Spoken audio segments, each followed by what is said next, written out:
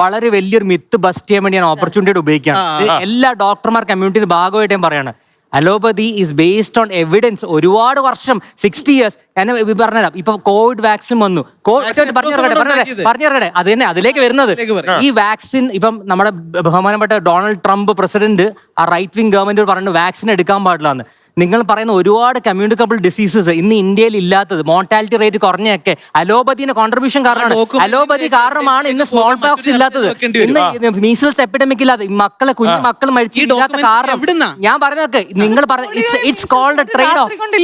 ഒരു trade off എന്ന് പറയും. പോളിയോ പ്രസിഡന്റുമാരെ പോളിയോ ബാധിച്ച് കിടന്നിട്ടുണ്ട്. നിങ്ങൾ പറയുന്നോ ഇപ്പൊ നമ്മൾ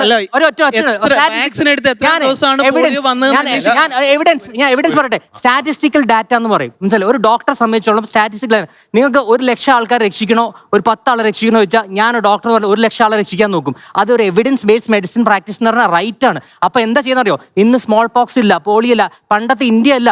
നിങ്ങൾ ഇത്ര വലിയ പോപ്പുലേഷൻ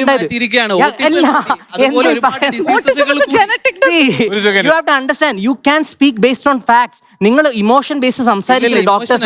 ഡോക്ടേഴ്സ് 10-15 കൊല്ലം ഈ ഡിഗ്രി പഠിക്കുന്നത് ഈ ഒരു സയൻസ്. ദൈവം സൃഷ്ടിച്ച ഒരു പ്രോഡക്റ്റ് ഉണ്ടെങ്കിൽ അത് നമ്മളാണ്. മനസ്സിലായി? ഈ മനുഷ്യൻ എന്ന് പറഞ്ഞ സാധനം ദൈവം സൃഷ്ടിച്ച വണ്ടിയൊക്കെ നമ്മളാണ് ഞാൻ പറയാം. അതിലേക്ക് വരട്ടെ, ഞാൻ പറയട്ടെ. അതിന്റെ പറയാം, ആ ദൈവം സൃഷ്ടിച്ച സാധനത്തിനെ പോയി പഠിച്ചെടുത്തിട്ട് നമ്മളൊരു പരിഹാരം ഉണ്ടാക്കുന്ന ഒരു കമ്മ്യൂണിറ്റിയാണ് നമ്മൾ. അപ്പൊ നമ്മൾ സയൻസ് ഈ എൻട്രൻസ് എക്സാം ഇരുന്ന് ലക്ഷങ്ങൾ എഴുതുന്നത് എന്തിനാ അറിയോ?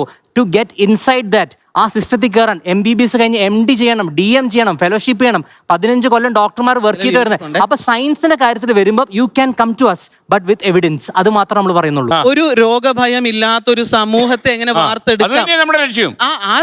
രോഗികൾ ചൂഷണം ചെയ്യപ്പെടാൻ പാടില്ല. ഇങ്ങനെ നമ്മൾ പറഞ്ഞുകൊണ്ട് വീണ്ടും ഒരു രോഗഭയമുള്ള ഒരു സാഹചര്യത്തിലേക്കാണ് പോയിക്കൊണ്ടിരിക്കുന്നത്. ഇതിന് പരിഹാരം എന്താന്നുള്ളിടത്താണ് നമ്മൾ